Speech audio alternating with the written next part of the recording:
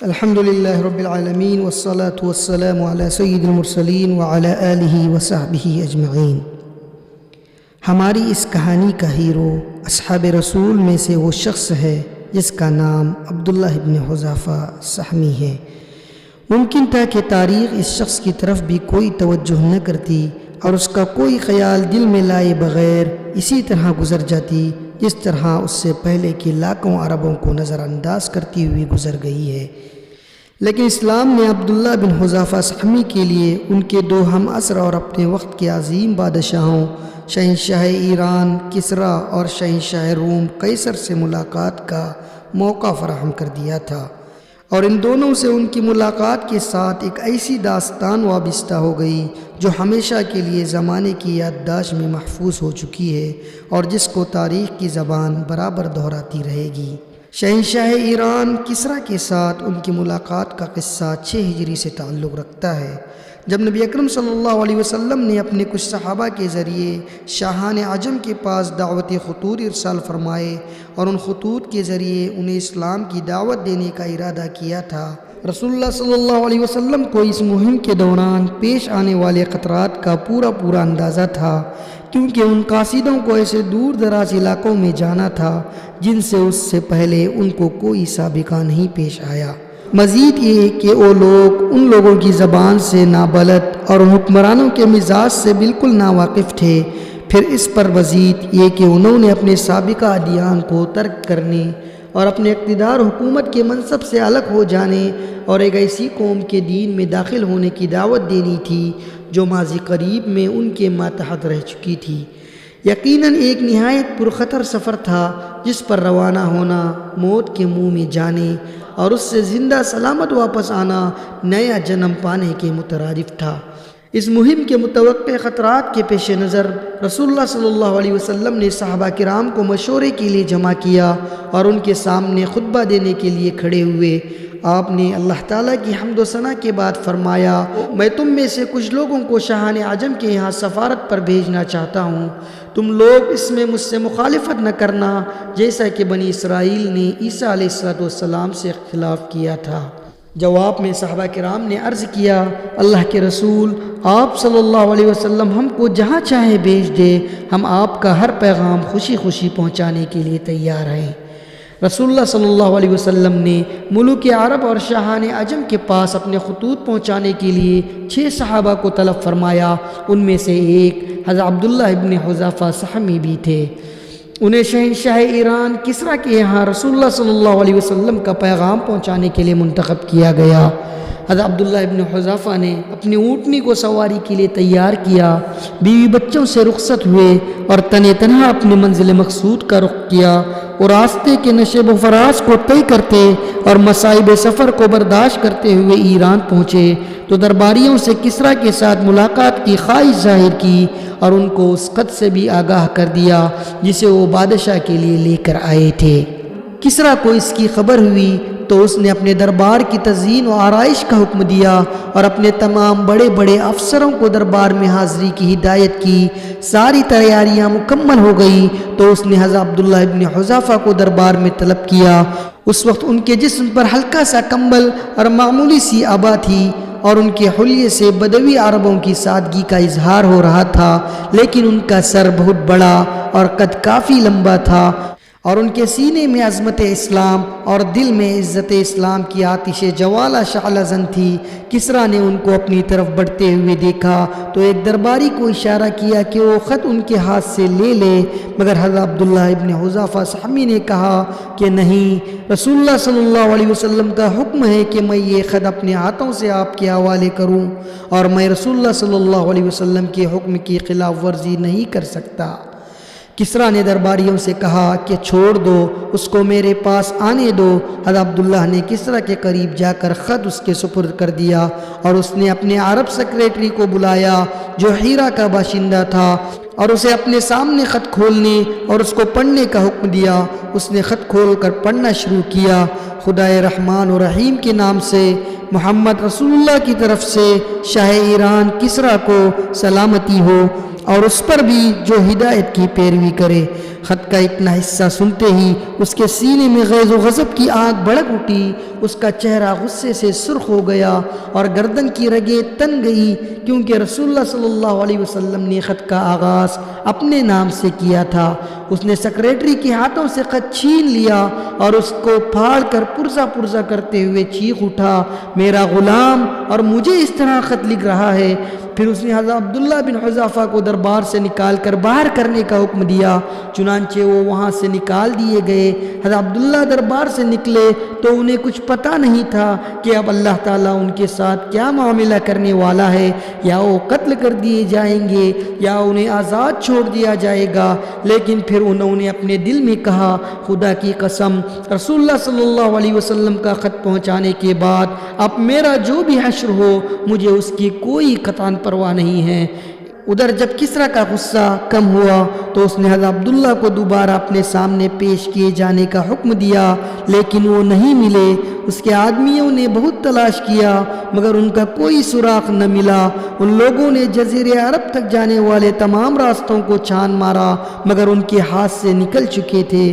جب حضرت عبداللہ بن حذافہ سہمی دربار نبوی میں حاضر ہوئے تو انہوں نے کسریٰ کے ساتھ پیش آنے والے واقعات کی مکمل رودات آپ کے سامنے رکھی اور خط پھاڑنے کے واقعے سے بھی آپ کو آگاہ کیا۔ ان کی پوری بات سن کر آپ نے صرف اتنا فرمایا، مزق اللہ ملکہ، اللہ تعالیٰ اس کی سلطنت کو پارا پارا کر دے۔ ادھر کسریٰ نے اپنے یمن کے گورنر بازان کو لکھا کہ اس شخص کے پاس جس نے حجاز میں نبوت کا دعویٰ کیا ہے اپنے 2 قوی اور بہادر آدمیوں کو بھیجو اور انہیں حکم دو کہ اسے پکڑ لائیں اور میرے سامنے پیش کرے۔ حسب حکم بازان نے اپنے 2 بہترین آدمی رسول اللہ صلی اللہ علیہ وسلم کی طرف روانہ کیے اور ان دونوں کے ہاتھ آپ صلی اللہ علیہ وسلم کو ایک خط بھی بھیجا جس میں اس نے لکھا کہ آپ بلا تاخیر ان کے ساتھ کسریٰ کے سامنے پیش ہونے کے لیے چلے آئیں۔ اس نے ان دونوں سے یہ بھی کہا کہ وہ نبی کریم صلی اللہ علیہ وسلم کے حالات سے مکمل آگاہی حاصل کرے اور ان کے متعلق مفصل معلومات فراہم کر کے اس کو آگاہ کرے۔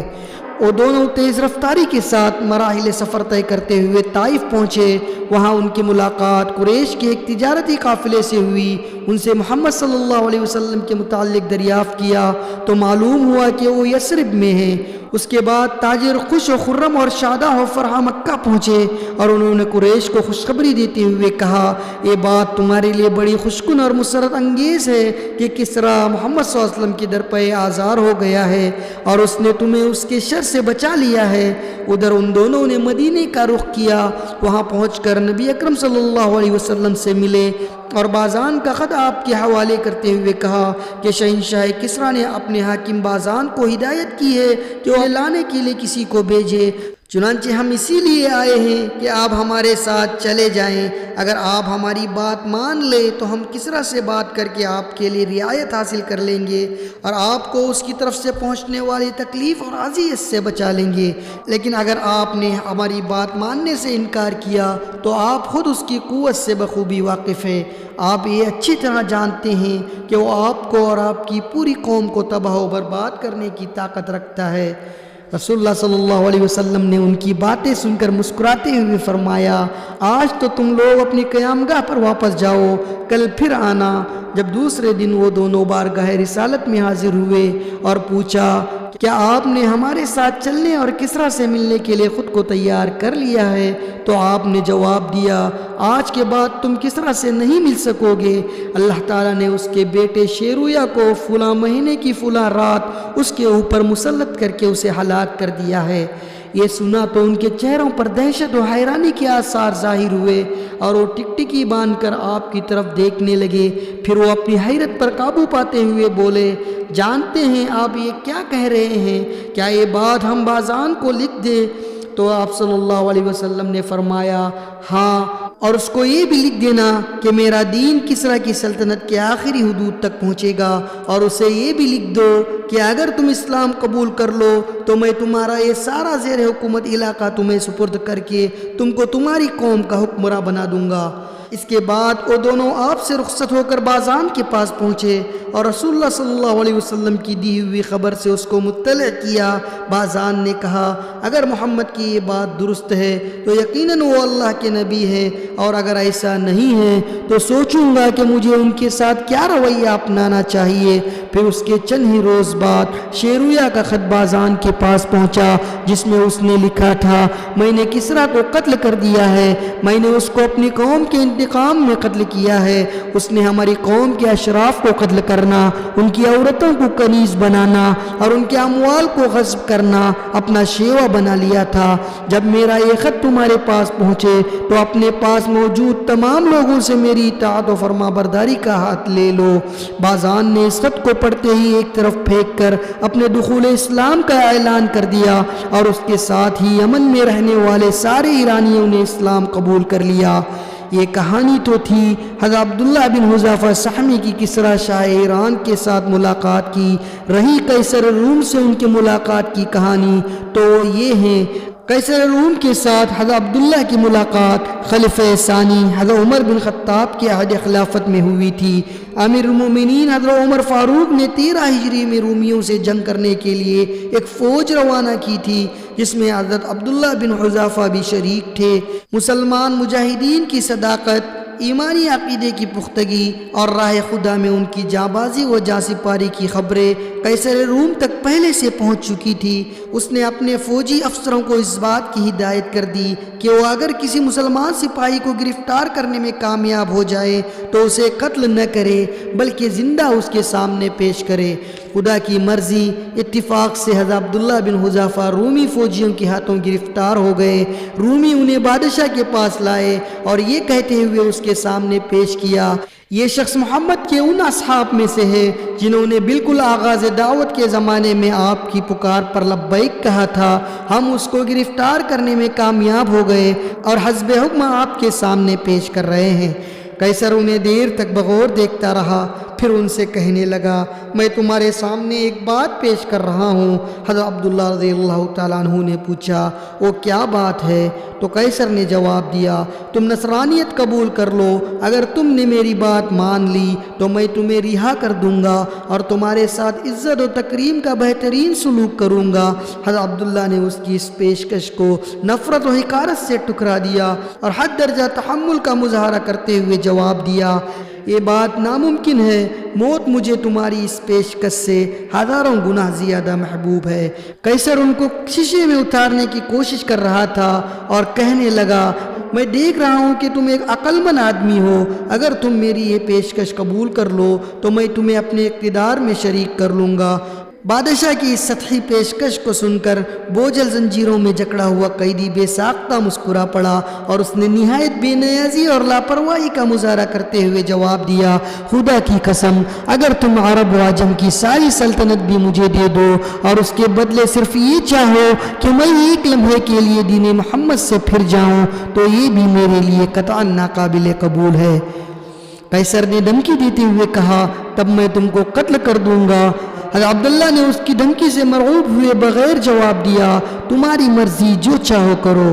پھر قیصر نے انہیں ٹکٹکی پر باندھنے کا حکم دیا، اس کے اس حکم کی فوراً تعمیل کی گئی اور انہیں تختے دار پر باندھ دیا گیا۔ اس کے بعد اس نے جلاد سے رومی زبان میں کہا اس کے دونوں ہاتھوں کے آس پاس تیر چلاؤ۔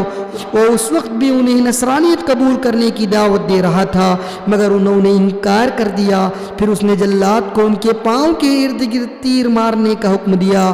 اس دوران بھی وہ انہیں اپنے دین چھوڑنے کی دعوت دیتا رہا لیکن انہوں نے پھر بھی انکار کیا۔ تب قیصر نے جلاد کو رک جانے کا اشارہ کیا اور کہا کہ اسے تختے دار سے نیچے اتار دو۔ پھر اس نے ایک بڑی سی دیگ منگوائی، اس میں تیل ڈلوایا اور اسے آگ پر رکھوا دیا۔ جب تیل کھولنے لگا تو اس نے مسلمان قیدیوں میں سے 2 آدمیوں کو بلوایا اور ان میں سے ایک کو کھولتے ہوئے تیل میں ڈلوا دیا۔ اس میں پڑتے ہی اس کے بدن کا گوشت الگ ہو گیا اور ہڈیاں نظر آنے لگی۔ قیصر نے حضرت عبداللہ بن حذافہ کی طرف رخ کرتے ہوئے پھر ان کو نصرانیت قبول کرنے کی دعوت دی، مگر انہوں نے پہلے سے بھی زیادہ سختی کے ساتھ اس کی دعوت کو رد کر دیا۔ جب وہ ان سے بالکل مایوس ہو گیا تو انہیں بھی اسی دیگ میں ڈالنے کا حکم دیا جس میں ان کے دونوں ساتھیوں کو ڈالا گیا تھا۔ جب انہیں دیگ کی طرف لے جایا جا رہا تھا ان کی آنکھیں اشک آلود ہو گئی۔ سپاہیوں نے قیصر سے کہا کہ یہ رو رہا ہے۔ قیصر نے سمجھا کہ اب ان کی ہمت جواب دے گئی ہے۔ اس نے سپاہیوں سے کہا اسے میرے پاس لاؤ۔ جب حضرت عبداللہ اس کے پاس پہنچے تو اس نے پھر اس خواہش کا اعادہ کیا کہ وہ نصرانیت اختیار کر لے، مگر جب انہوں نے انکار کر دیا تو اس نے دریافت کیا کہ پھر تم کیوں رو رہے تھے؟ تو حضرت عبداللہ نے جواب دیا میرے دل میں یہ خیال آیا کہ عبداللہ اس وقت تم اس دیگ میں ڈال دیے جاؤ گے اور تمہاری جان نکل جائے گی، حالانکہ میری خواہش تھی کہ کاش میرے بدن میں اتنی ہی جانیں ہوتی جتنے بال ہیں اور وہ تمام جانیں ایک ایک کر کے خدا کے دین کے لیے اس دیگ میں ڈالی جاتی۔ اسی خیال پر مجھے رونا آ گیا۔ ہرقل نے جواب دیا اچھا کیا تم میرے سر کو بوسہ دے سکتے ہو؟ اگر تم ایسا کرو تو میں تم کو رہا کروں گا۔ تو حضرت عبداللہ رضی اللہ تعالیٰ عنہ نے سوال کیا کیا تم میرے مسلمان دوسرے ساتھیوں کو بھی رہا کرو گے؟ قیصر نے جواب دیا ہاں، دوسرے تمام مسلمان قیدیوں کو بھی تمہارے ساتھ رہا کر دیا جائے گا۔ حضرت عبداللہ بن حذافہ کہتے ہیں میں نے دل میں سوچا کہ یہ اللہ کا ایک دشمن ہے، اگر میں اس کے سر کو بوسہ دے دوں تو یہ اس کے بدلے میں مجھے اور تمام مسلمان قیدیوں کو رہا کر دے گا، ایسا کر لینے میں میرا کیا نقصان ہے؟ پھر انہوں نے قریب جا کر اس کے سر کا بوسہ لے لیا۔ تو قیصر نے اپنے آدمیوں سے کہا کہ تمام مسلمان قیدی جمع کر کے عبداللہ بن حذافہ کے حوالے کر دیے جائے اور اس کے حکم کی تعمیل کی گئی۔